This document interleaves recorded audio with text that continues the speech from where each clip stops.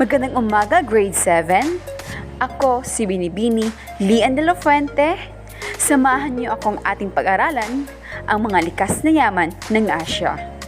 Pero bagong lahat, tayo muna yung manalangin.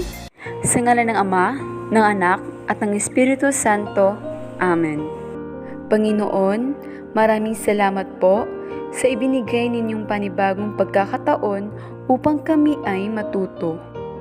Salamat sa pagkakataong maipatuloy namin ang aming pag-aaral sa kabila ng mga pagbabagong dulot ng kinakaharap naming pandemya. Gabayan ninyo kaming lahat na mag-aaral upang malinang ang aming isipan at maunawaan ng lubos ang anumang leksyon na itinuturo sa amin.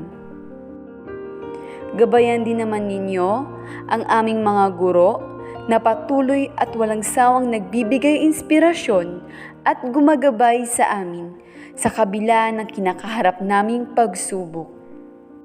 Sa iyo ang kaluwalhatian at aming pagsamba, Panginoon naming Diyos, sa pangalan ng iyong anak na aming tagapagligtas. Amen.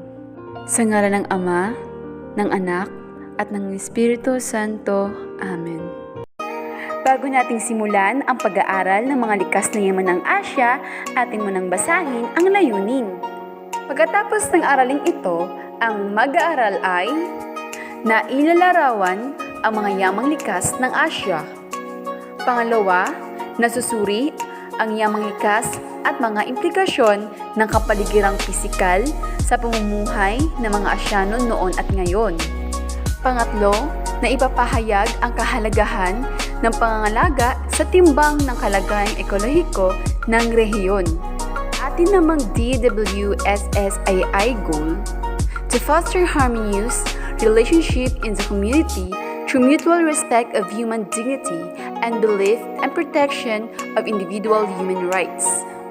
Ang ating pamukhaw na gawain, batay sa iyong kitang mga larawan, anong mga likas na yaman ang tinutukoy dito.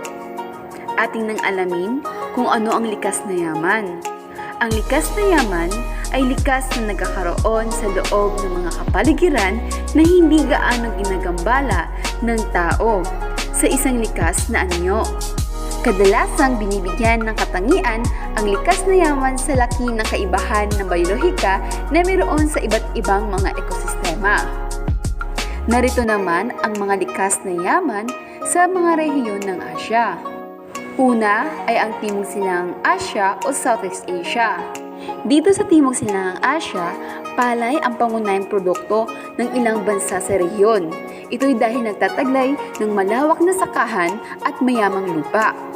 Sa katunayan, ang bansang Thailand at Myanmar ang dalawang pangunahing tagapagluwas ng bigas sa Asya at sa buong mundo.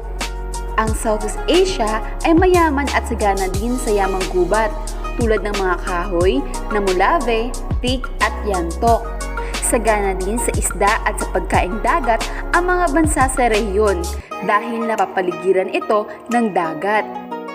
Hindi man kasing yaman ng ibang rehiyon, hindi rin naman maituturing na salat ang Timog Silangang Asya sa yamang mineral na may malaking deposito ng karbon, langis at natural na gas sa pangunguna ng Malaysia, Brunei, Indonesia at Pilipinas. Pangalawa ay Silangang Asya or East Asia. Pagsasaka ang pangunahing hanapbuhay ng mga tao dahil matatagpuan sa rehiyong ito ang malalawak na lupaing taniman. Sagana rin sa yamang mineral gaya ng antimony, tungsten, tanso, lata, lead, zinc, ginto at carbon. Mayaman ang China sa mga mineral na ito. Halos walang puno at halamang tumutubo dahil sa klimang taglay ng rehiyong ito at dahil din sa disyerto at steppe. Nagkikitaan ang lugar ng mga disyerto at malalawak na damuhan. Sagana rin sa yamang mineral tulad ng langis, bakal, karbon, tanso at iba pa. Samantala, ang ilang bansa dito ay mayaman sa pangisdaan. Kasunod ay ang Timog Asya or South Asia. Ang rehiyong ito ay tinatawag na Indian Subcontinent dahil mayroon itong malawak na masa ng kalupaan. na bahagi ng isang kontinente. Subalit, hinihiwalay ito ng napakataas at mahabang hanay ng kabundukan.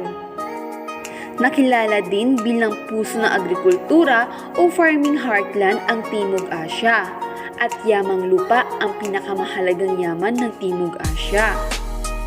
Bunga na rin ng matatabang lupa sa kapatagan at sa mga lambak ng Indus at Ganges. Pagsasaka ang pangunahing hanap buhay ng mga tao sa rehiyong ito. Itinuturing na palay na isa sa mahalagang produkto ng rehiyon. Sagana rin ang South Asia sa yamang mineral tulad ng tanso, bakal, manganese at graphite. Ang panghuli ay Kanlurang Asya or West Asia. Tubig ang itinuturing na pinakasalat at pinakaingatang yaman ng mga bansa sa rehiyon. Napakahirap ang tubig kung kaya't ang lupa ay hindi na maituturing na yaman. Langis ang pangunahing produkto na pinagkakitaan ng rehiyong ito. Ngunit hindi lahat ng bansa ay biniyayaan ng langis tulad na lang ng mga bansa sa silangan ng Mediterranean. Sagana din sa yamang mineral tulad ng sulfur, mercury, phosphates, at copper ang mga bansa sa silangan ng Mediterranean. Ang mga bansang nangunguna sa produksyon ng langis ay ang Saudi Arabia, Kuwait, Qatar, at United Arab Emirates. Narito naman ang mga dahilan ng pagkasira ng tirahan at pagkawala ng mga hayop at halaman sa Asya. Una, mabilis ang paglaki ng populasyon. Pangalawa, ang walang tigil na eksploitasyon ng mga yamang likas. Pangatlo, ang labis-lamis na paggamit ng lupa. Pang-apat, pagkakalbo ng kagubatan o deforestation. Panglima, populasyon ng lupa, tubig at hangin. Ang panghuli, ang introduksyon ng bagong uri ng kapalit ng mga katutubong uri ng halaman at hayop sa isang partikular na lugar. Inyo nang sagutan ang gawain isa. Basahin at unawain ang mga katanungan. Piliin ang titik ng tamang sagot at sagutan niyo ito sa inyong BLMS. Sa inyong gawaing dalawa naman, tukuyin ang uri ng yaman nang may mga salungguhit na salita sa pahayag. Sagutan niyo ito sa inyong BLMS. Maaring isulat kung ito ay yamang lupa, yamang tubig o yamang mineral. Dumako naman tayo sa yamang tao sa Asya. Hindi maikakaila na ang mga Asyano ay isa sa mga natatanging lahi sa mundo. Mayroon tayong mayamang kultura, sariling lahi, wika at katangiang masasabing tatak ng isang Asyano. Bukod sa may pinakamalaking bilang ng populasyon sa 7 kontinente, tahanan din ng Asya na may pangunahing lahi ng tao sa mundo. Ilan sa mga pangunahing lahi ng mga ito ay ang Caucasoid, lahing Dilaw o Mongoloid at mga lahing Negroid. Narito ang mga lahi ng tao. Una ay ang lahing Caucasoid. Ang mga taong ito ay matatangkad, may maputlang kulay, may matangos na ilong at manipis na labi. Sila ang mga tinaguriang katutubo ng Europe, Kanlurang Asya at hilagang bahagi ng Amerika. Ang lahing Dilaw naman, sa Asya matatagpuan ang mga lahing ito. Sila ay may manilaw-nilaw na kulay, na balat, katamtamang taas, may maninipis na labi, maliliit na ilong at may tuwid na buhok. Ang mga lahi na may lahing dilaw ay ang mga Pilipino, Chino, Hapones, Koreano, Vietnamese, Thai, taga-Myanmar, Mongol, Malaysian, Indonesian, Singaporean, at taga-Hong Kong. Mga lahing Negroid naman ang karaniwang matatagpuan sa Afrika. Sila ang mga taong mas maitim, kulot ang buhok, malapad ang ilong, makapal ang labi, at pawang maliliit kumpara sa mga Caucasoid. Naman tayo sa pangkat etniko at pangkat etnolinguistiko sa Asya. Ang pangkat etniko ay ang pamayanan ng mga tao na nag-ookupa sa isang teritoryo na may magkatulad na pamanang kultural, sariling wika at nag-iisang ninunong pangkalahatan. Maaari ding naging tagapagbigkis ng kultura ng mga pangkat etniko ang rehiyon, kasaysayan, wika, tradisyon ng pangilin at espesyal na pagkain. Ang pangkat etniko ay isa lamang pangkakilanlan ng isang pangkat ng tao na nagbibigay sa kanila ng kaibahan sa ibang pangkat na nagtataglay ng ibang kultura. Ang pangkat etnolinguistiko naman ay tumutukoy sa mga pangkat ng mga tao sa ibang bansa na may magkahawig ng wika at kultura. Higit na limitado ang batayan ng pagbibigkis at pakikinanlan bilang isang pamayanan ang mga tao sa pangkat ng etnolinguistiko. Ang grupong etnolinguistiko ay isa rin sa masasabing nating refleksyon o salamin ng ating nakaraan na siyang humuhubog sa ating kamalayang Asyano. Ang pagkakaroon ng wika at kultura ay ilan lamang sa mga maaaring batayan ng pagkahati-hati ng mga etnolinguistiko sa Asya.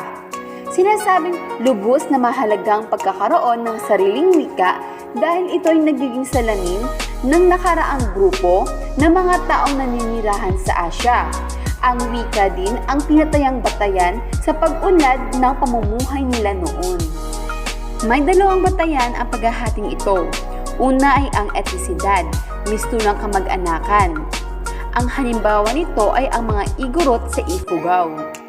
Pangalawa ay ang wika, na pangunahing pagkakakilanlan ng grupo at meron itong dalawang uri. At yun ay ang tonal at stress o non-tonal language. Ang tonal ay ang kahulugan ng salita at pangungusap ay nagbabago batay sa tono ng pagkakabigkas dito. Ang mga halimbawa nito ay ang Chinese, Thai, Vietnamese at iba pa. Kasunod ay ang stress o non-tonal language, kung saan ang pagbabago sa tono ng salita ay hindi nakapagpapabago sa kahulugan ng mga salita at pangungusap na ito. Halimbawa nito ay ang wikang Khmer at Khmer sa Cambodia, Tagalog at Javanese. Sunod ay ang ating namang alamin ang populasyon sa Asya. Ang mga bansang pinakamalaking populasyon sa Asya ay pinangungunahan ng China, India, Indonesia, Pakistan at Bangladesh. Ang mga bansa naman na pinakamaliit na populasyon sa Asya ay ang Maldives, Brunei, Macau, Bhutan at Timor-Leste. Sa gawaing tatlo, ipakita ang pagkakatulad at pagkakaiba ng mga gawain na maaari sa babae at lalaki sa pamamagitan ng Venn diagram. Ito'y sagutan ninyo sa inyong BLMS. Sa inyong panghuling na gawain sa paglalapat, pumili ng isang bansa sa Asya na napapabilang sa United Nations at isuot ang kanilang tradisyonal na kasuotan. Pagkatapos mong makahanap ng kasuotan, ikaw ay magpapakilala gamit ang wika ng bansang inyong napili. Ang aktibidad na ito ay kukuhaan mo ng video. Ipakilala ang iyong pangalan, baitang at bansang napili.